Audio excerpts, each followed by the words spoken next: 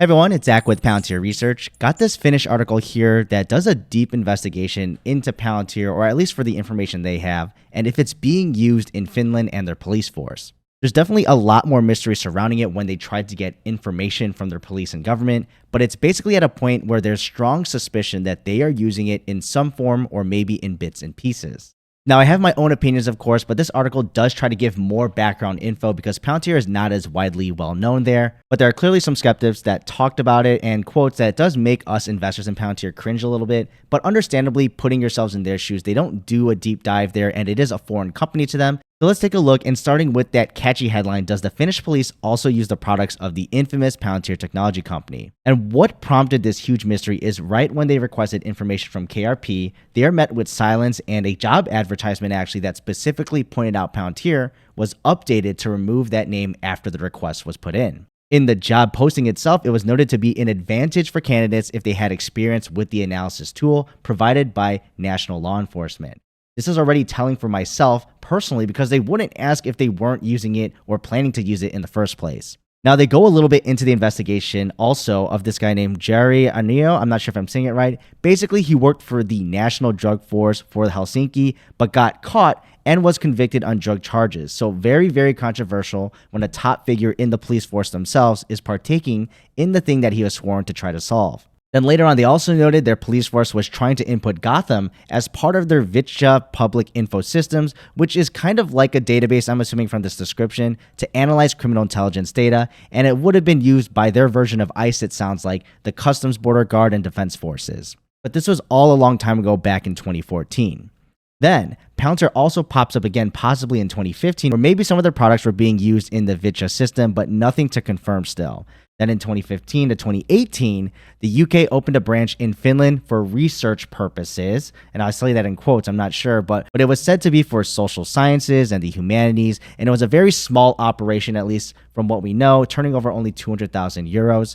But no details besides their forward deployed engineering position that they were trying to look for here. So there is a photo. So it says Palantir specifically. So we know that they have some inkling of trying to get people to work for them.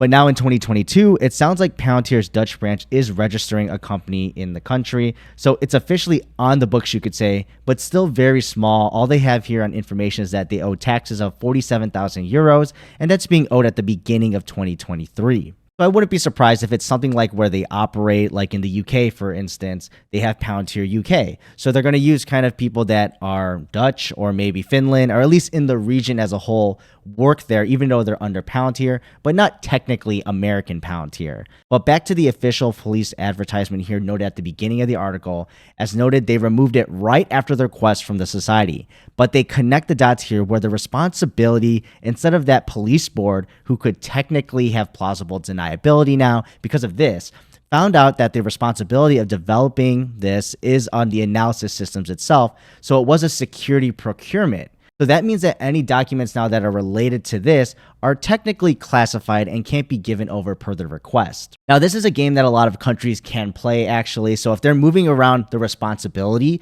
so maybe a certain organization does have to give out their information to the public. But then if they have a security one here, it sounds like they're more stringent. Therefore, it is technically going to be classified and they can't give information. So if it's a good thing or a bad thing, we don't know. As investors, we just get less information, but maybe the runaround is an indicator that they really just don't want to let this out. And since mum's the word here, they tried reaching out to other folks on the police force here, at least from the article, but they just kept emphasizing it's strictly regulated and didn't really answer them. So it looks like they're trying to tie a bunch of stories here, and I get why it's kind of disorganized in nature. It's because there's not really much information to go on. So then they found a general research here named Andrew Patel, and he says some pretty bold statements in my opinion. So he does a brief description of why Palantir would be interesting to the authority bodies because of, the kind of products they do across Europe, the customer base here, they're an intelligence tool. But then he goes on to say there are no likely any secret ingredients here, that they're not technically any different from their competitors. And that statement's coming from someone who hasn't worked with the product directly or even probably knows someone who does, concerning the secrecy in the country. And if he doesn't take into account it's such a big product across Europe in general, at least for Gotham, and using it in police forces as well as the military, I think it's kind of odd that he's saying the statement so boldly here and saying there's no competitive advantage and that a bunch of people just do it. But the rest of the closing article kind of goes along the same lines here. They're just providing more context on how it's a mystery in all of Finland. So what are my overall thoughts though on this article here? So I think overall it's still great. So as an investor, we still get more clues, and something is better than nothing in my opinion when it comes to this case. Finland should probably be still considered a newer market. Officially, they joined NATO just recently. And considering in the past, when a lot of these things were happening, Finland was not part of NATO yet. So it could have been a little bit dicey if their big neighbor, Russia, knew that they had some use of Palantir being already implemented. Not saying that they were going to use it to spy on Russia or try to defend themselves there. But it sounds like, if you're doing any threat of trying to grow your own security or your own intelligence, that it could be seen as an act of aggression and they want to preemptively invade you. So that's just a little bit of rant there, but I can see why Finland does not want to be so loud about using Palantir if they used it in the past. So I'm going to look on the bright side now too, that when they're not explicitly denying it, you at least have some contemplated use of Palantir, or maybe implemented it in smaller parts across your government, maybe not the whole way. And now that they're part of NATO officially, I think over time this can change how open they are about using the software, especially in a military context. I'm not saying that they're going to go all out and just yell that they're using Palantir or they're going to implement them soon, but I've spoken about this many times, but the region in general can more likely gravitate towards Palantir solutions in a military context, just because of the Russian invasion of Ukraine. And yeah, also those comments from Mr. Patel there at the end, it seems pretty surface level, but I do have to note we can't necessarily blame the Finns for not knowing too much about Palantir. Considering it's not openly talked about and it's shrouded in secrecy, especially from what this article is saying here.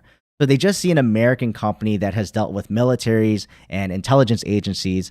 So hopefully over time that narrative changes in the near future, considering they're helping out in their nearby neighbors of Ukraine, but also helping out in the Baltic countries there and trying to set up a tech hub out in the region. But yeah, a lot of this can be speculation depending on the source here, but it sounds like at least there's inklings of Palantir being used. But what are your thoughts though? Do you think Finland is using Palantir? Just let me know below and I'll see you in the next video.